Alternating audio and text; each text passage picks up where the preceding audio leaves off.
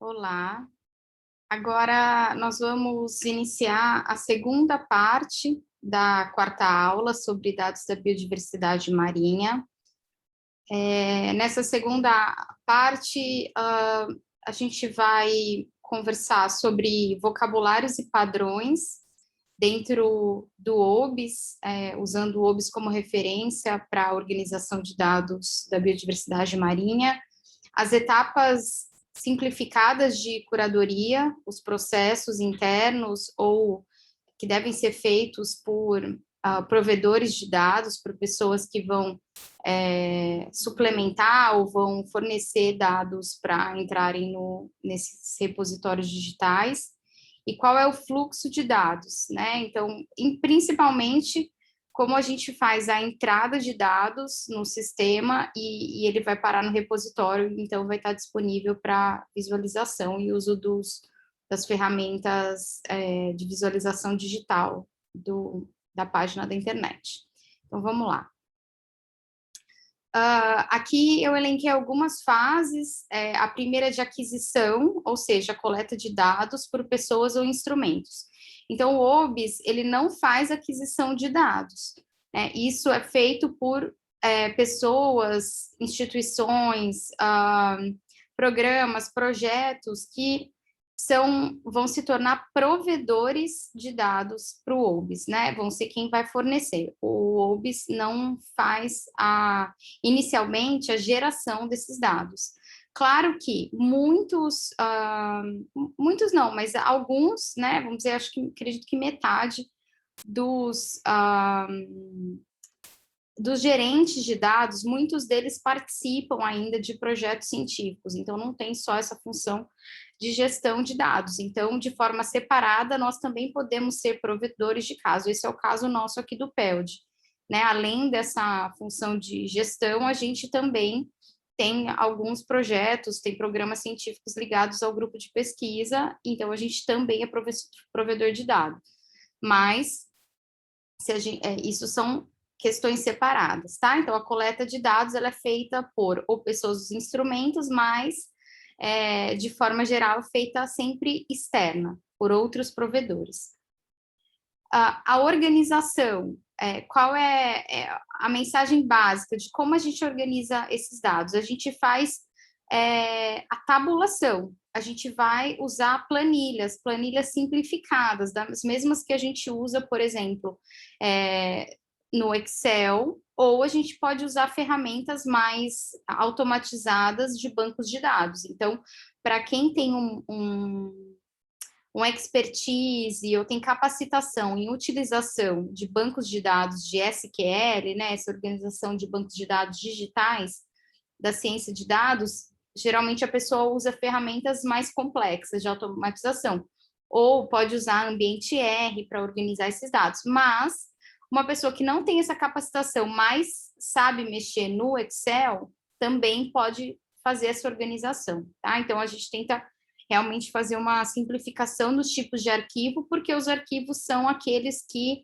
são mais usuais para o público que o OBS abrange, né? Então, a maior parte das pessoas que geram dados, fazem aquisição de dados sobre a biodiversidade marinha, a gente usa as planilhas simples para organizar esses dados, planilhas digitais no formato texto, formato Excel, formato .csv, tá? Então, esse é o nosso público, esse é o formato que foi eleito como sendo aquele usual. Existe a curadoria, então, também de forma simplificada, eu vou explicar um pouquinho cada termo, mas toda a formatação desses dados e todo o vocabulário, a gente usa uma linguagem, né? Seriam normas, recomendações para que o sistema aceitasse. Então, o OBS aceita praticamente todos os tipos de dados relacionados à biodiversidade marinha. Entretanto, eles precisam estar formatados em uma linguagem padrão. O sistema ainda não consegue automaticamente trocar diferentes coisas ali. Ele vai só aceitar depois que passar por essa formatação, essa curadoria. E depois o upload desses dados, ou seja, o envio desses dados para um repositório digital. A gente tem uma ferramenta digital, que é um site que a gente faz o envio desses arquivos, coloca informações, e ele está conectado direto ao OBS e outros sistemas digitais também. Então, a hora que a gente publica, isso já vai direto, em questão assim de segundos, já vai aparecer no site do OBS. Bom, o que é o Darwin Core? Vocês vão ouvir muito sobre essa linguagem. Quem nunca ouviu, vai ouvir nos próximos anos, porque é o que lidera, né? São as normas que lideram essa organização e esse vocabulário para a gente organizar os dados da biodiversidade e também da biodiversidade marinha. O Darwin Core, ele é um padrão de organização e um vocabulário para dados da biodiversidade. Né? Então, lembra que a gente falou de glossário? Ele é como se fosse um glossário, mas com normas, com termos. Então, por exemplo, como que a gente vai organizar as nossas planilhas, qual que é a linguagem aceita para a gente preencher cada célula dentro daquela planilha. Aí você fala, mas eu preencho do meu jeito, eu estou acostumada a fazer assim. O Darwin Core, ele não vem para mudar o jeito que a gente faz, ele vem para complementar, para permitir que a gente possa transformar os dados do nosso jeito para que ele possa ser compreendido dentro de uma plataforma global, que vai unir todos os dados do mundo. Então, a gente não pode pensar, por exemplo, que a gente vai escrever, vai usar português para preencher as planilhas digitais que vão para o OBS. Você fala, mas eu não sei todos os termos. Tudo bem, a gente pode traduzir, né? Então, é aí que as ferramentas vão evoluindo para tradução, para automatização e correção desses modelos. Então, a ideia é que a gente não fique mudando só o que a gente faz, a menos que a gente ache que aquilo lá vai nos ajudar, mas que a gente tenha ferramentas para transformar, né, as nossas planilhas internas a planilhas que sejam compreendidas pelo OBS. Ele usa aqui, como eu falei, a linguagem de ciência de dados, de organização de dados, que a sigla é SQL, adaptada para os dados de ocorrência de espécies. O Darwin Core e o OBS, ele aceita vários níveis taxonômicos diferentes, não é só espécie que a gente pode colocar. Se for família, se for filo, tudo bem, ele vai aceitar, desde que a gente organize esses dados e use essa linguagem da Darwin Core. Sinceramente, de início, entender como essa formatação, o que fica melhor, é meio complicado, assim, porque toda vez a gente precisa ir lá e conferir, é bem detalhista, mas dá para fazer isso mais automático, né? E à medida que a gente vai fazendo mais base de dados, organizando mais dados, fica mais tranquilo, mais usual, é uma questão mesmo de tempo. Né? Eu lembro que eu assustei a primeira vez, eu falei, nossa, não entendi nada, e depois a gente vai parando, vai entendendo qual que seria o racional de organização, faz total sentido, né? É baseado na ciência de dados, mas respeita o vocabulário da biodiversidade, então, assim, quase tudo dá para colocar ali. Se tem alguma questão que não dá, é só a gente entrar em contato com eles e falar, olha, eu não sei como é que eu coloco essa informação, alguém pode me ajudar? O sistema não está aceitando, enfim, e daí vão surgir discussões para auxiliar nesse processo. Um pouco sobre o racional do Darwin Core. Então, o que ele dá a opção para a gente? O Darwin Core ele dá a opção da gente ter várias planilhas de categorias diferentes.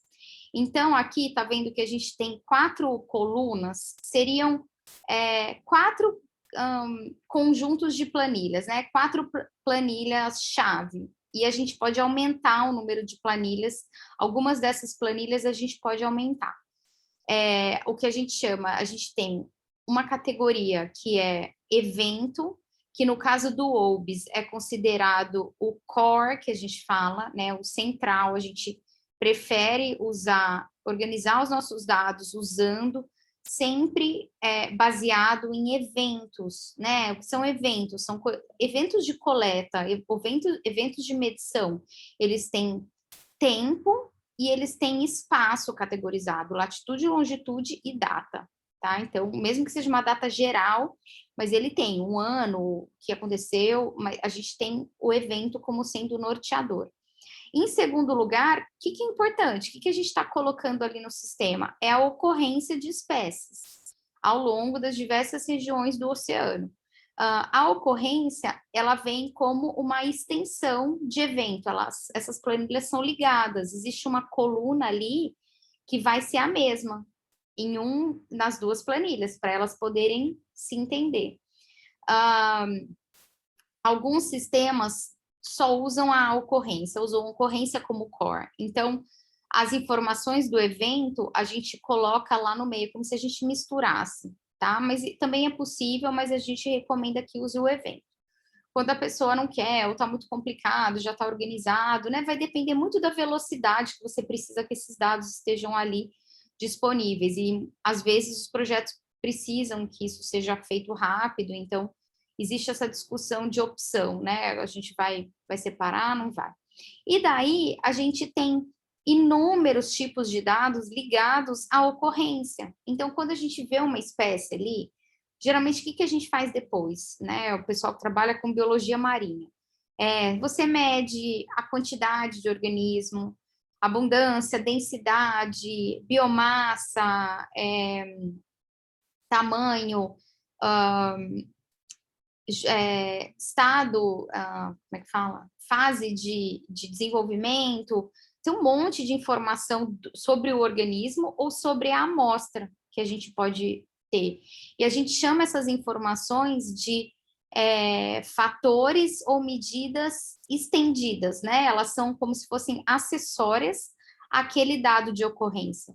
Então, a gente tem planilhas a mais, isso pode ter um monte de planilha diferente, que vão categorizar o indivíduo, ou uma medida, duas medidas, às vezes a gente não consegue colocar na mesma.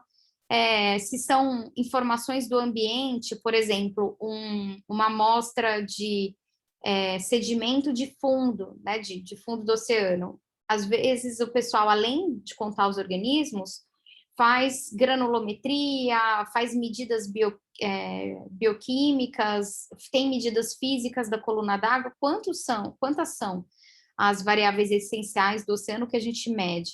Então, a gente também tem esse lugar, a gente consegue fazer essa conexão com a ocorrência, ou com o evento, ou com os dois, vai depender do tipo de dado, tá?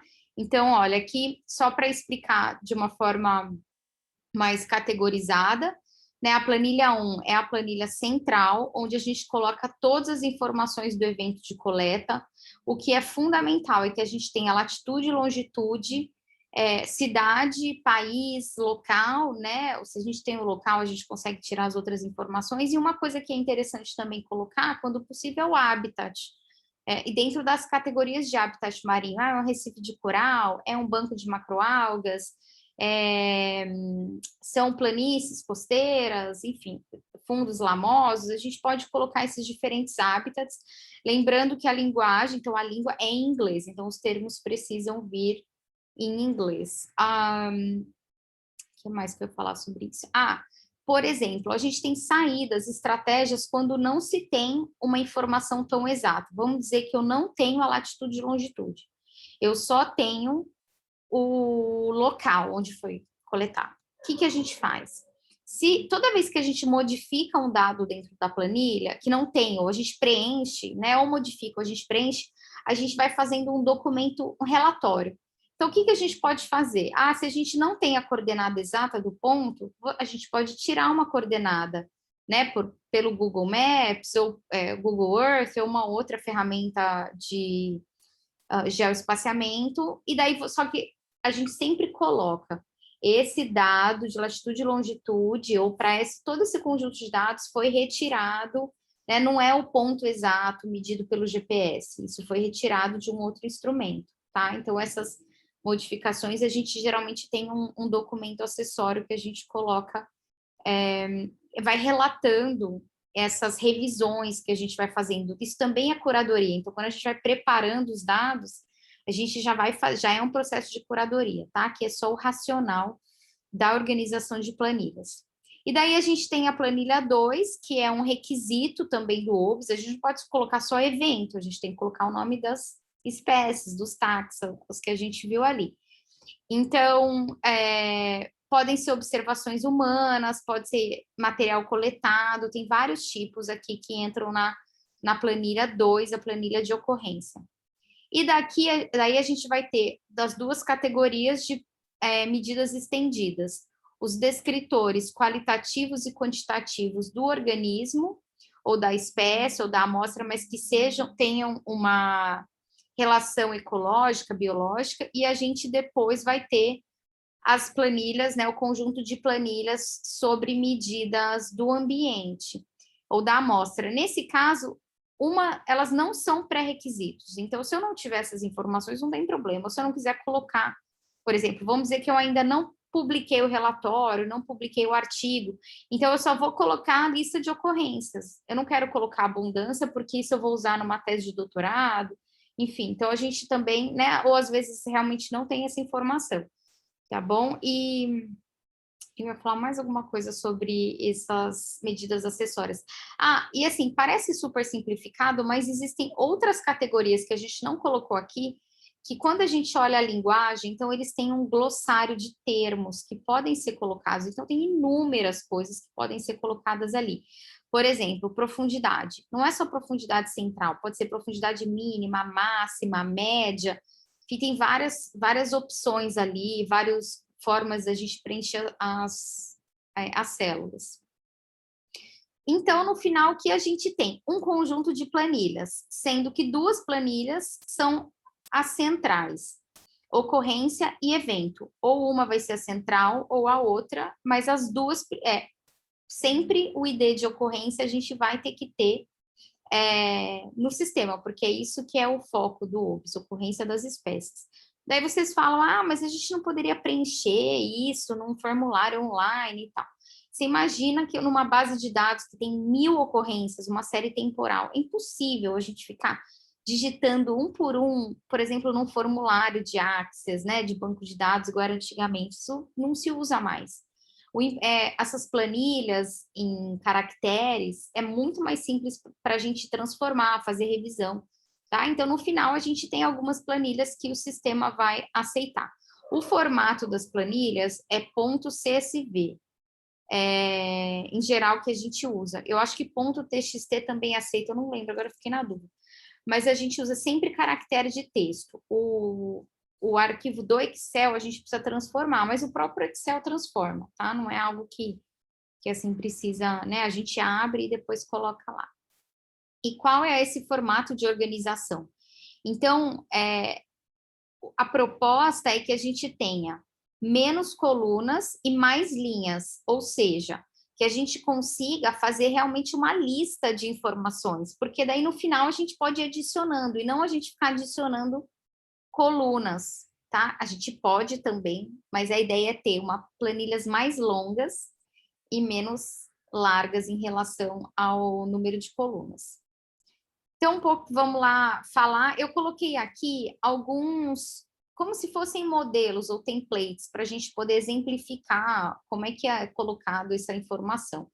Nessas, eu coloquei o básico de cada categoria, e depois cada um pode ir lá, quem quiser compartilhar os dados, a gente pode ensinar, ou às vezes a gente simplesmente recebe a planilha e transforma para vocês, né? O gestor de dados, quanto mais gente capacitada e capaz de fazer, melhor, porque a gente é mais eficiente assim, mas se não, às vezes a pessoa só entrega e fala, olha, essa é a minha planilha, e daí a gente vai transformando esses dados nesse formato aqui do Darwin Core. Então, a planilha 1, de eventos. Tá vendo aqui, olha, você fala, nossa, é cheio de caractere, eu não consigo ver, mas assim, é mais fácil do computador entender. Quando a gente começa a colocar acento, um monte de ponto, espaço dentro das planilhas, eles não entendem nada, fica tudo esquisito. Aqui até tem um erro, depois eu vou mostrar, um latitude e longitude que, por ter sido aberto no Excel, tem um ponto a mais, né? Ele leu errado, então a gente sempre tem que estar atento a esses formatos. Bom, pré-requisitos para planilha evento, ID, identidade do evento, Event ID. que é isso? Isso é um código. Eu posso criar, pode ser 1, 2, 3, 4, 5. Mas é um código que a gente coloca para o tipo de evento. Qual é aquela amostragem? Por exemplo, eu posso criar um ID de programa, né? O projeto PELD. PELD, qual é a sigla do PELD? PELD Ilhas Oceânicas. A sigla do projeto é PELD e LOC. Então, eu coloco PELD LOC, não sei, peixes 1, porque são várias categorias. PELD, LOC, peixes 2. Essas são as ocorrências, tá? Então, a gente cria um código que para cada um faça sentido. Se não tem, a pessoa não quer, a gente simplesmente coloca números aqui, como sendo os norteadores dos números de ocorrência, o código de ocorrência. Por que a gente precisa de um ID? Porque cada evento pode ter um monte de ocorrência. Então, eu vou dar a categoria daquele evento, né? PELD, LOC, verão, Fernando de Noronha. E a data. Não sei, eu junto tudo e crio um código. Enfim, eu não vou ficar sendo super específico aqui, mas ele é uma identificação. É um número ou um código que não vai ter igual, ele vai caracterizar aquele evento, aquela amostragem, aquela coleta de dados. Pode ser no laboratório, tá? Pode ser um experimento de laboratório, primeira campanha de experimento. Coluna B, evento parente, né? A gente chama de Parent Event ID. Seria assim, vamos dizer que na minha coleta de inverno, janeiro, eu fiz eu fiz mais de uma amostragem, eu fiz mais de uma coleta, então eu tenho mais de um evento. Só que tá vendo como se fosse uma subcategoria. Então a gente pode colocar.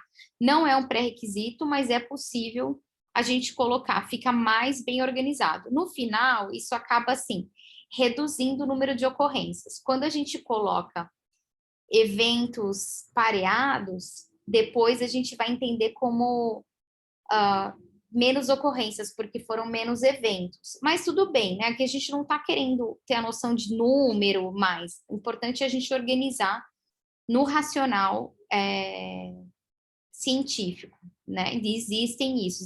Você faz uma coleta e você pode ter várias coletas dentro daquela grande coleta.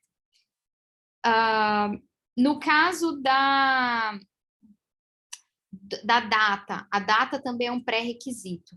E a data, ela tem, aqui está num outro formato até do que a gente coloca, então ela tem um formato certinho, que é mais fácil da gente colocar, geralmente não é com barra, né, e é trocado o ano, enfim. Então, e como é que a gente sabe essas regras? Tem um glossário para a gente olhar lá, não precisa decorar, tá? Então, tem a data, que não está formatado ainda.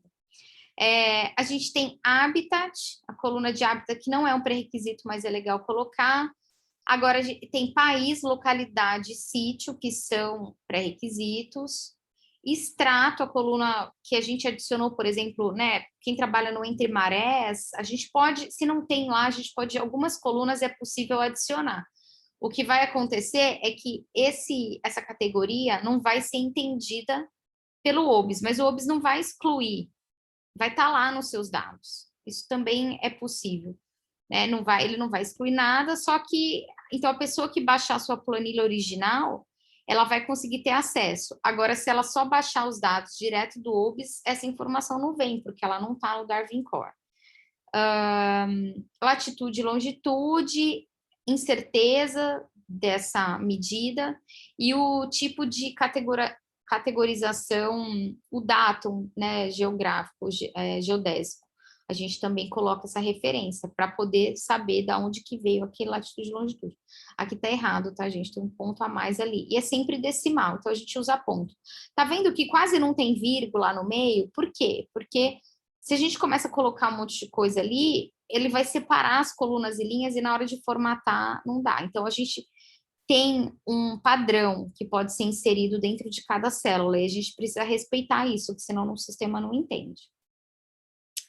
A planilha de ocorrência, né, planilha 2, a gente vai criar um código para as ocorrências, que geralmente são ligados a números de ocorrência, 1, 2, 3, 4. A gente tem, tá vendo aqui, o ID de evento. Então, aqui eu posso repetir, para um mesmo evento de coleta, um mesmo evento amostral, de aquisição de dados, eu posso ter um monte de ocorrência de várias espécies. Então, aqui ele pode repetir. O que ele não pode repetir é lá na outra planilha. A gente tem o nome científico, né, o nível mais alto que a gente conseguir. Esse nome científico depois eu vou voltar aqui. Deixa eu ver se eu consigo. Aqui, pronto. O nome científico e o ID do nome científico, a gente tira, a gente faz uma revisão desses dados no WORMS, que a gente vai falar um pouco dele depois, que é o sistema de sistemática e taxonomia, onde tem um registro das espécies marinhas conhecidas, e tem um código, tá vendo aqui? Se a gente colocar do lado o ID, né, tem uns numerinhos, umas espécies marinhas, ó, espécies org, o nome do taxa e um número, é um código. Cada espécie ganhou um número diferente, tem espécie 1, 2, né, até um monte de número. A gente tem uma opção da gente colocar sobre como foi coletada essa amostra aqui também, né, se foi um material vindo de uma amostra, ou se foi algo que foi medido visto num instrumento, numa filmagem. Enfim, tem um monte de outras colunas que podem colocar. Aqui são as que a gente tem que colocar. E a ocorrência, assim, o estado de ocorrência. Então, existem duas formas da gente pensar essas planilhas. Ou a gente coloca só os dados que foram presentes, ou seja, que eu vi realmente uma espécie lá, ou eu posso pegar a minha planilha, que tem um monte de zero, né? Vamos dizer, eu tenho uma tabela de espécies, daí eu vou em campo e eu olho assim, presente, ausente, né? Aqui tem, aqui não tem, ou essa amostra teve essa craca e na outra não teve a craca. Então, eu posso colocar ausente, eu posso transformar essa minha planilha de dados e registros e ter essas categorias, presentes e ausentes, ou eu posso tirar, filtrar meus dados e só colocar presente. Isso vai muito do projeto, né, de como você organiza os seus dados, mas no início, por exemplo, com as nossas planilhas do PELD, eu só colocava o que estava presente. Mas depois a gente ficou pensando assim, é muito importante também ter informação do ausente. No caso de alguém que vai poder baixar os dados e ver que eu estava esperando encontrar aquela espécie, ou eu poderia encontrar aquela espécie naquele ambiente, mas eu não encontrei. Então, a ausência também é uma informação, é um dado que leva uma informação importante. Então, a gente agora, né, modificou um pouco essa forma que a gente colocou, mas está vendo, é uma decisão interna, vai de cada um, e o sistema aceita isso, né? Não existe não existe uma regra, são apenas algumas recomendações. No caso das planilhas, exemplo de planilha estendida, com medidas mais biológicas, a gente vai ter de novo os IDs de ocorrência e evento, e a gente, por exemplo, pode colocar o tipo de medida, abundância, densidade, só que junto com isso a gente vai ter que procurar, lembra numa das aulas eu coloquei o vocabulário, aquele glossário de termos. Então, a gente vai no glossário, a gente precisa procurar o ID, qual é o código que representa a minha medida, e lá vai ter. Se for uma medida de coleta de sedimento, de amostra, abundância, contagem de organismos por metro quadrado, enfim. A gente tem essas medidas lá e a gente pode colocar direto. A medida, né? Então, por exemplo, aqui tinham 3 organismos dessa espécie. Tá vendo que o nome da espécie não vem aqui? Ele tá lá na outra planilha. Aqui só vem o ID daquela ocorrência. E a unidade. E para a unidade, a gente também tem esse código. Se for contagem, tudo bem, não precisa colocar muito, mas, por exemplo, se é metro quadrado, a gente consegue organizar isso lá na planilha e colocar um ID também do tipo de instrumento ou tipo de protocolo que a gente usou. Agora, um exemplo para informações estendidas mais do ambiente, do evento, né, de amostragem. E daí aqui é super amplo. A gente pode colocar praticamente todas as medidas do oceano que vocês imaginarem. Eu comentei isso numa aula. Desde a medida que foi feita pelo CTD, se for uma amostra de plâncton e desceu do lado, até a medida de um termômetro. Então, vai de procurar e a gente vai usar o mesmo padrão da planilha 1, só que o preenchimento da planilha vai ser em função dos dados físico-químicos, enfim, dados do ambiente. Aqui, né, tem as mesmas colunas, o preenchimento que vai mudar. Depois que a gente organiza essas planilhas, que pode demorar muito tempo ou pode ser bem rápido, depende do tamanho da planilha e depende das ferramentas de automatização. Eu confesso que eu ainda faço muita coisa manual. Por que eu faço isso? Porque eu tenho visto que algumas vezes, quando passa em revisão para algumas dessas ferramentas do R, eu peguei muita planilha com dado errado, assim, de pessoas que eu recebi. Então, quando possível, algumas coisas eu faço no manual. Não, obviamente, quando a gente tem um volume gigantesco de dados, isso não dá 50 milhões de células, a gente não consegue fazer isso na mão, né? Olhar célula por célula e tal. Então, a gente precisa usar esses mecanismos de filtragem, substituição de caractere dentro da planilha. Quando a gente passa, então, a gente organizou a planilha. O que a gente precisa fazer agora? Fazer a curadoria. Como a gente faz né? Então, vamos dizer, a gente só organizou colunas, tabelas, pegou aquela planilha que é a sua, do seu laboratório, dividiu ela, colocou as informações certinhas nas 4 planilhas, ou nas 2, 3 planilhas do OBS, e agora a gente vai fazer a checagem de vocabulário e a checagem de taxonomia. Essas são as principais etapas de curadoria.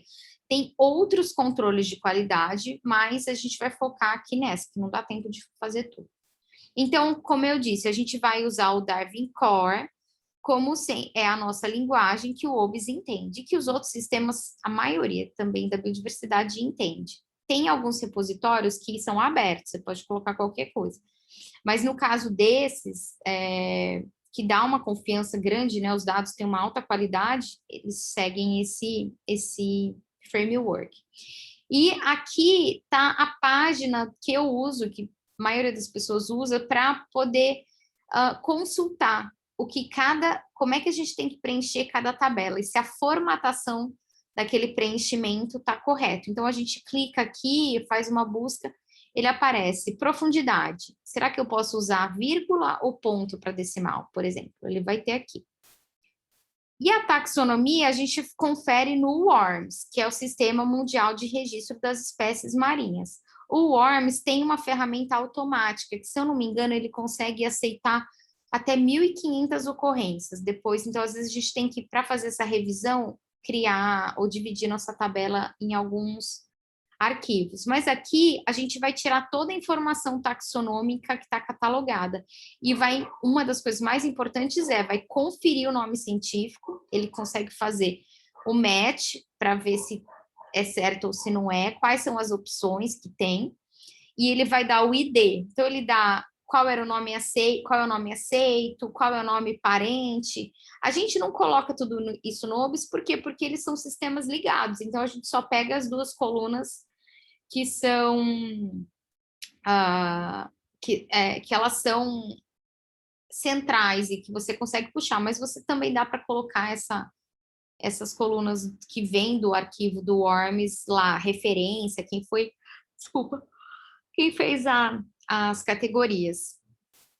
E pelo final, então no final a gente tem planilhas que foram organizadas, depois elas foram revisadas, o vocabulário está correto, a linguagem, né, tá correta, e a taxonomia tá correta. Daí você fala, ai, meu Deus, não tem aquela espécie.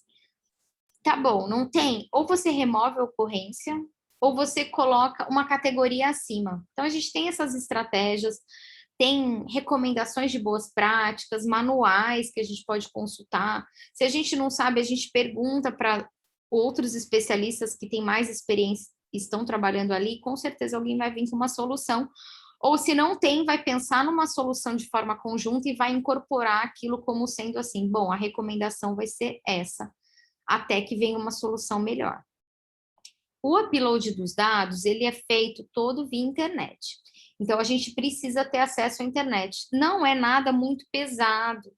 As planilhas são feitas em texto, né, em caractere. Então, assim, mesmo que a gente não tenha um acesso à internet muito grande, a gente consegue fazer o upload da planilha, né, envio da planilha no OBS. O mais difícil é quando a gente vai trabalhar com o dado depois. Se eu vou pegar um dado muito grande do mundo inteiro, é daí que fica pesado. Mas, em geral, as planilhas locais, elas não são muito pesadas.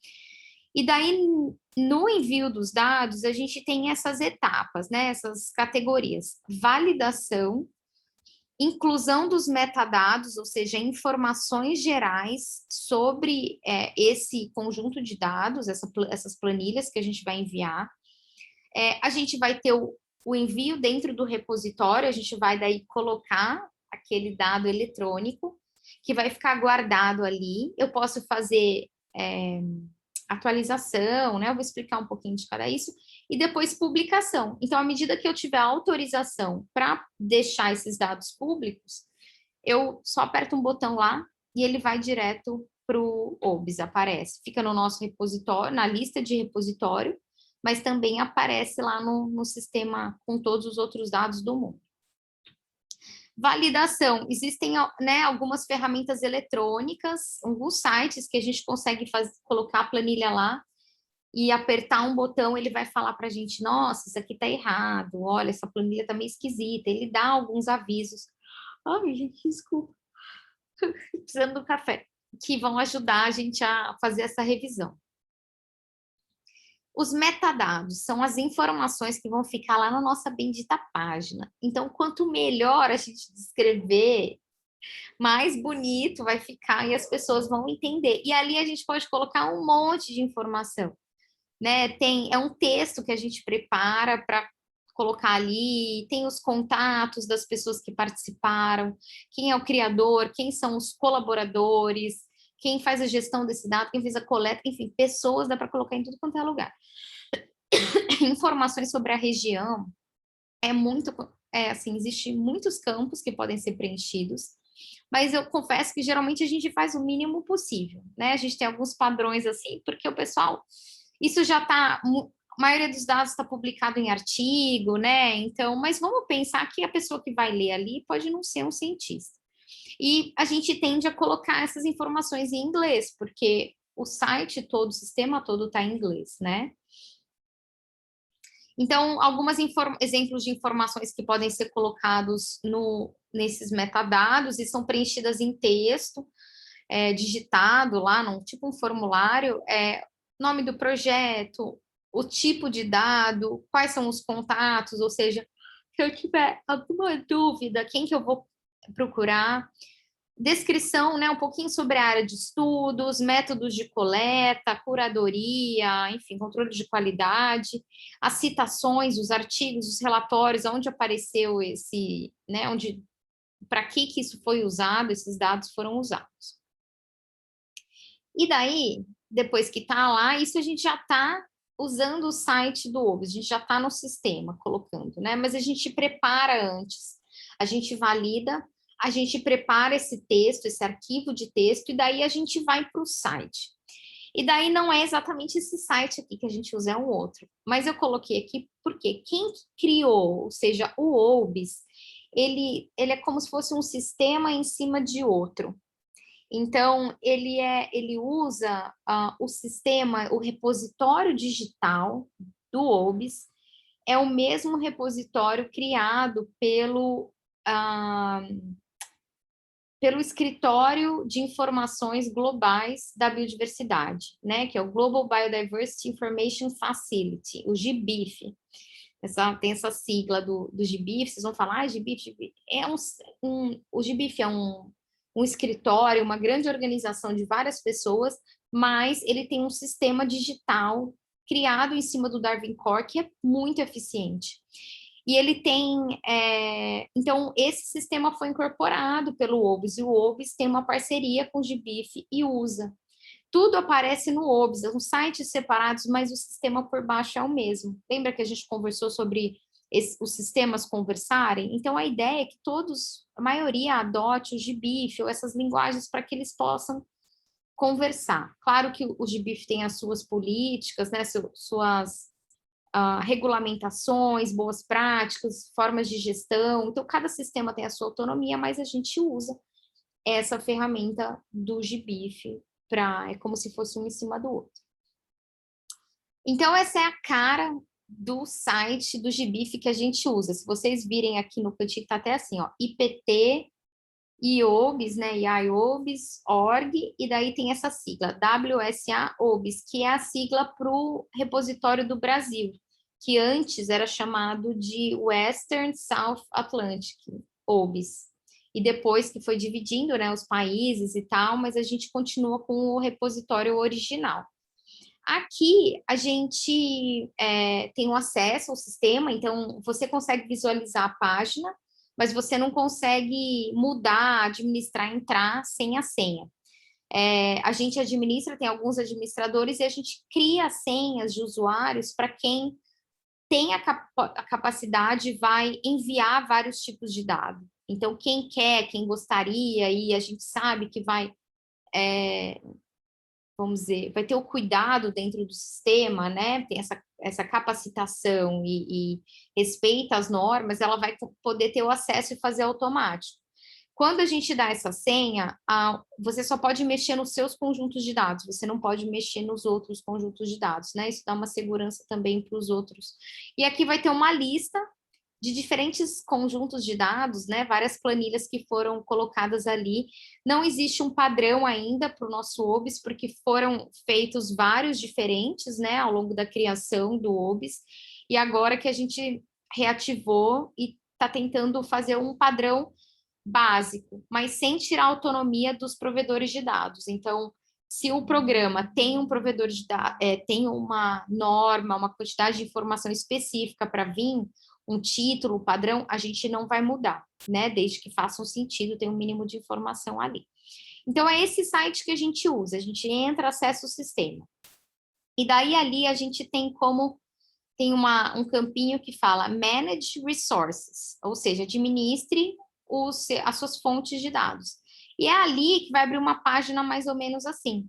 E a gente tem vários campos, tá vendo? Que a gente coloca você faz o upload do arquivo, no outro a gente escreve o metadado, é bem simples, intuitivo, não tem segredo nenhum. O mais oneroso é organizar as planilhas antes, né? Mas se a gente começa a fazer o trabalho já na linguagem da Arquivo, a gente não tem que fazer duas organizações. Mas a gente não faz, geralmente a gente faz cada um do seu jeito, né? Então organiza as planilhas todas, e daí insere a informação aqui no sistema, e na hora que a gente quer colocar isso público, tá vendo? Tem um verdinho ali, ó. A gente troca de público para privado e, bom, aperta um botão e aquilo lá aparece no sistema. Aqui eu não coloquei porque é uma foto antiga de um dos conjuntos de dados mais antigos, mas agora todos os dados a gente tem um DOI.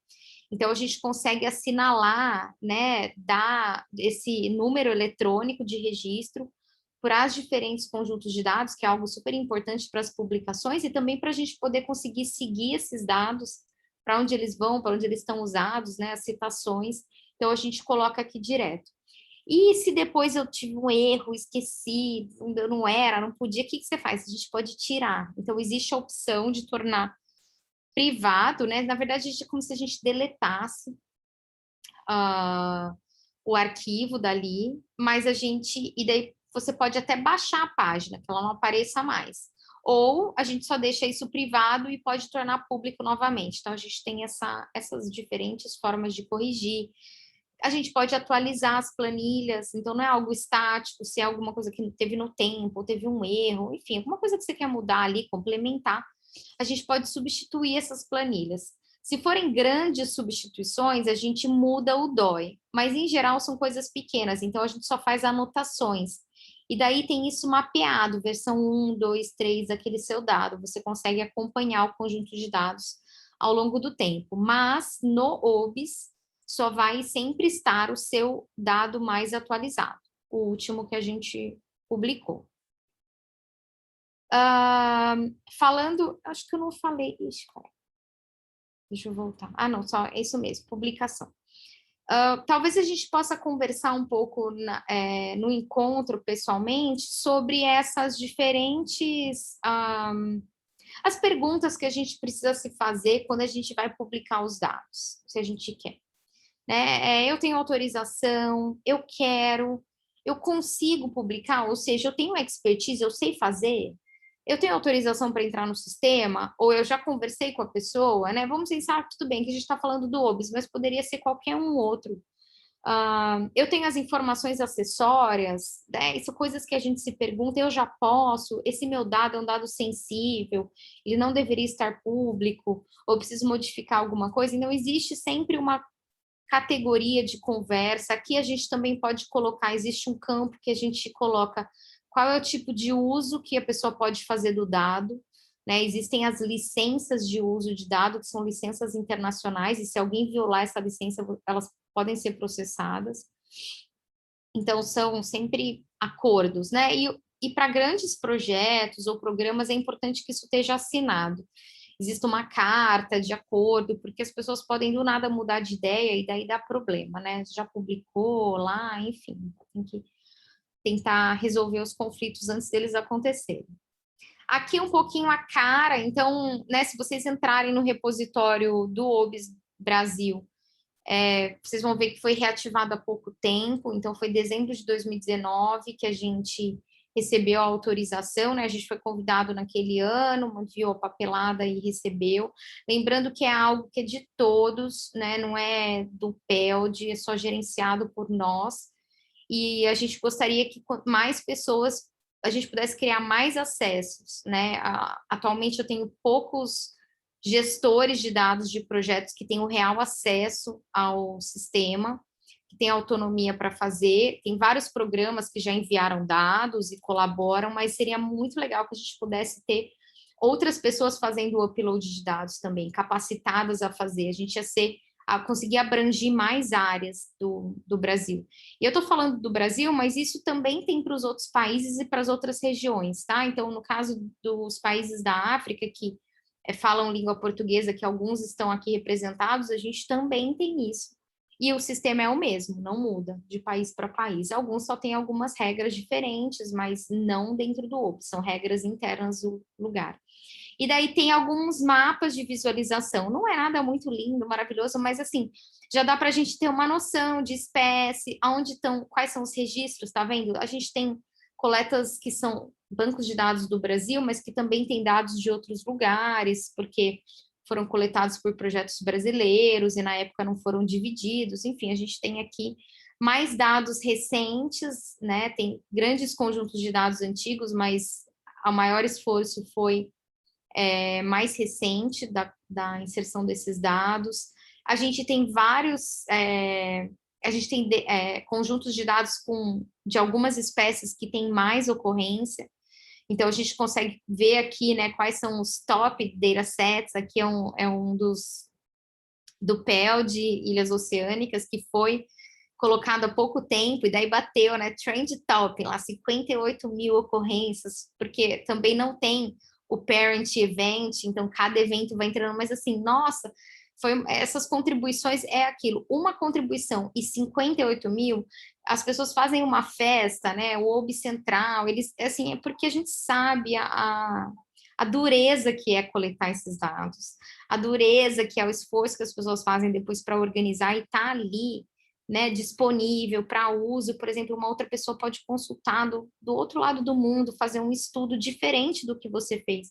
Isso é, assim, um voto de confiança enorme dos projetos. Então, o OBS, ele valoriza muito, né? Ele é criado em cima dessas propostas e é muito legal a gente ver como tem essa comunicação, né? A gente pensa, o Brasil é um grande provedor de dados, tem uma costa enorme, e a gente vendo essa evolução crescer de mais conjuntos de dados, mais interesses, é muito legal, muito gratificante, e é um legado da ciência brasileira, né, de todas as pessoas que estão aí aqui, algumas participando, enfim, e outras que vieram antes da gente, que foram criando e dando essa confiança. O Brasil tem esse papel de liderança, e eu tenho certeza que as próximas pessoas que gerenciarem o OBS Brasil vão passar essa mesma mensagem. Aqui para falar um pouquinho do sistema brasileiro, o CIBBR. Então, lembra que a gente falou lá do GBIF, começa as siglas agora, OBS, GBIF. É uma loucura. Eu lembro a primeira vez que eu vi essas siglas, eu quase tive um troço. Agora tá tudo na minha cabeça, mas eu vou tentar evitar, é que não tem muito, né? O nome é muito grande. O CIBBR, o Sistema de Informação sobre a Biodiversidade Brasileira, ele é criado em cima do GBIF. Lembra que eu falei do OBS? Então, no caso do CIBBR, o portal do CIBBR também usa isso. O CIBBR no Brasil é o nosso representante do GBIF. Ele é quem coordena todo o GBIF internacional, representa nas reuniões. Então, se a gente pensar, é como se fosse o mesmo, né, a mesma coisa do OBS junto. A gente faz parte desse grande movimento. E no início a gente foi a gente também não entendia, né, como é que a gente ia conseguir fazer essa conexão, porque o CIBBR está dentro do Ministério de Ciência e Tecnologia, e nós do OBS estamos na Marinha, então existe essa questão mais institucional. Mas à medida que os conjuntos de dados vão entrando, a gente começou a entender, fez algumas reuniões, ainda está caminhando para coordenar a formatação, principalmente dos dados, porque o CIBBR tem algumas regras, e a gente, né, eu, pelo menos nos próximos conjuntos de dados que eu for colocar, eu me comprometi a tentar fazer esse link, né, com eles para... Mas o legal é, os dados que entram no OBS aparecem no CIBBR.